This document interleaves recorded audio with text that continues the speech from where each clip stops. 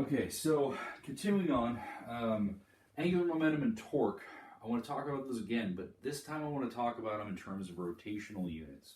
Before we said that angular momentum was position vector across momentum, right? But those are both linear terms, aren't they?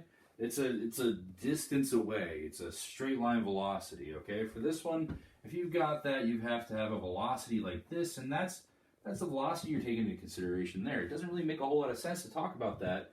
We're talking about rotational things, does it? I mean, it's useful, yes, but by the time you get over here, your V will have changed directions, and your R will have changed directions. So this gets to be kind of a pain. So let's go ahead and try and simplify this down into something else, okay? And we're going to do the same for torque. All right, so let's think about something where we are at the center of it, okay? And we are going to have some kind of an R position vector there, okay? And we're going to have a velocity here. And our M, our mass, doesn't change the whole time. It's the same for this object, this little piece of the object out there, right? So what we have is, let's go ahead and say these are 90 degrees to each other, okay? So when we simplify this down, instead of talking about cross products, we can talk about the magnitude of that thing, right? And really I should put two absolute value marks out there, okay? So the absolute value for that, okay, the magnitude for L was R times momentum times sine theta, okay? Easy enough. If it's 90 degrees, if our angle is 90 degrees, sine of 90, or sine of pi over 2, right? So we're talking radians as well. Sine of 90 degrees, that perpendicular pi over 2 angle, is going to be 1. So you'd really end up with R times P times 1, okay? So now let's break this down too, because this is actually going to be, so magnitude of L, okay, is going to be for a 90 degree angle, right, or pi over 2, it's really going to be R times M times V, right? Because times 1 for sine of 90 degrees. So for a circle where you have a velocity straight up on the outside of it, you get this, okay? But rotational, again, we got a problem, don't we? Because we don't want to talk about that straight line velocity. We want to get that into something that's got to do more with rotation. So instead of talking about V, what if we talked about omega, right? Or angular velocity. So omega, we need a relationship to be able to sub in here. We need to get rid of our V and put in something with omega.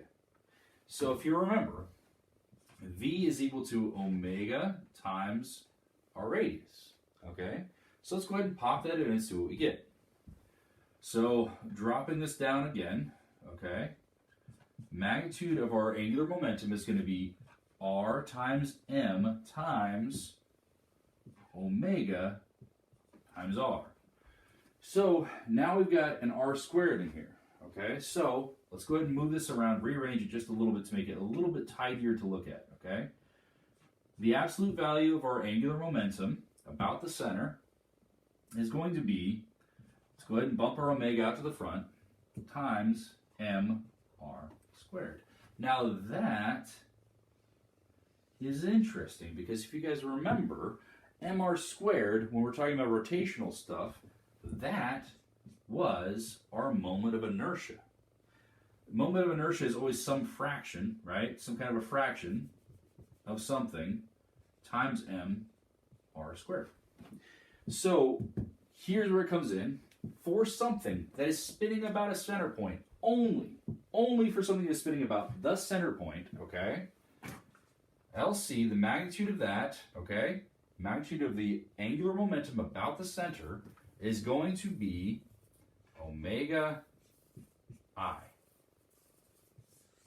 Super important, okay? That is what you want to get to. Okay, if you've got your I value, and again, you want to look that up from a book, okay, because it's different for a cylinder, even for a cylinder spinning about a center point versus its end point, okay?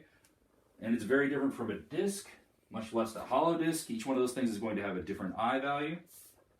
Okay, so that you're going to need to look up from a table I'm going to provide to you. It's out there. But that's how you find your angular momentum about a center point. It's called a spin axis, by the way. It's a spin axis. Every rotating object has a spin axis. For this wheel, spin axis is the handle. For the Earth, the spin axis is the center of the Earth. But there's also another spin axis for the Earth, and that is the spin axis of the Earth going around the Sun. That is actually, the Sun is the spin axis for that rotation, which is also kind of strange. It has two axes. But it's also another number you probably have seen before if you've taken chemistry with Mr. Long or with Mr. Beckerman. Because it turns out that one of the basic numbers for an electron is its spin. The electron has a spin, and that's one of those quantum numbers we talk about all the time, and it's actually its angular momentum. So electrons also appear to be doing something where they actually rotate around a center of, well, if it has a center of mass, it has mass, so if it has a center, then it can be said to be rotating about it. Weirdly enough, though, electrons actually, instead of having 360 degrees that they go through, appear to need another set of dimensions because they actually look like they take two rotations to go through one full rotation. So in other words, instead of 360 degrees, they need 720, which is really strange. Quantum stuff. Weird. So, okay, get this. For the center, right, angular momentum of the spin axis about the center is omega I. Okay? Now let's take a look at torque. Can we simplify torque down a little bit too? Torque was another one of these things that had that cross product in there, okay? But for torque, man, that looks weird. Okay, let's redo that. Torque has, that was R cross force, right? So if we again have something where we have a circle, okay, here's our center of the circle, and here's a force that we're going to exert on the edge of that circle. Well, a force, as we remember, Newton's second law was FMA, right? F is equal to ma. So remember, F is equal to mass times acceleration, okay? So if we want to find the tangential, okay, the tangential acceleration on the outside, a tangential times a mass will actually get you that force. So really the mass isn't changing, it's only the acceleration that's changing here, right? If we're speeding it up, if you exert a force on the outside of a wheel, no force exerted on the outside of it yet, exert a force and all of a sudden it starts to spin and you get an acceleration. Every time I exert a force or a torque, I get more acceleration, don't I? So we get a tangential acceleration and acceleration about the outside of the circle. So we could rewrite this, and again, our mass is a scalar quantity. It doesn't have a direction. So a torque will bring the mass out, and then it would actually be R cross a tangential, okay? And this would be that cross product thing we talked about, or R a sine theta, okay? But again, this is just like we talked about with our angular momentum. With torque, we're talking about rotating things. So we're talking about a tangential acceleration here. Well, the value of that acceleration may be the same here, the magnitude, but the direction has changed. And if we go over to this side, look at this. I mean, your acceleration here is going to be the exact opposite value as it was there. Your R will also have changed though, so you still do get a positive acceleration. It still is accelerating around, but the value changes all the time, so it gets to be a pain in the butt. Why are we talking about things that are rotating in terms of things that are linear?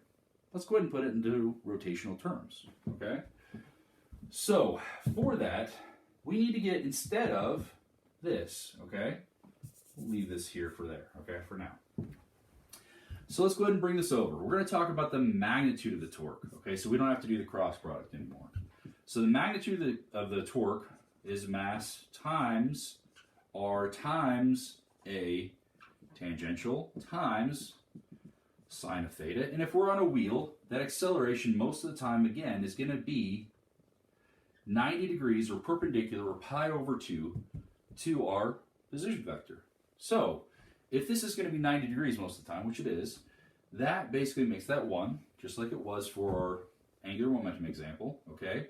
Our tangential acceleration is what it is, okay? R is what it is, and mass still is what it is, okay? But, again, this is still in linear terms, which I don't like. So, instead of a tangential acceleration, let's talk about that acceleration, that angular acceleration, right? So, how fast is it speeding up? How many more radians is it sweeping out as it goes on, right? What's that rate of change in the omega, okay? So, our alpha here, remember, is radians per second squared. So I want to take and put this in instead of an A because I think it'll make more sense. So if I do that, okay, we need to know this. Tangential acceleration is equal to R times alpha. You can always multiply by an R to get from the rotational version to the linear version. So I'm going to plug this in place of that, okay? So I need to take and plug in my alpha and my position vector in place of that. Okay, so here we go. Here's my torque. Magnitude of this is mass times R alpha, okay? And if I look at this again, you're going to see something that we saw before. I'm going to get for my torque, if I simplify this down, the magnitude of that guy is going to be mr squared times alpha, isn't it? And as we found out before, mr squared is going to be I. That's the same as our moment of inertia. So I alpha is the magnitude of your torque. There you go. So don't forget this one. Torque is I alpha. Angular momentum is I omega, which, if you were also paying attention to things, means that this is the derivative of that with respect to time. All right?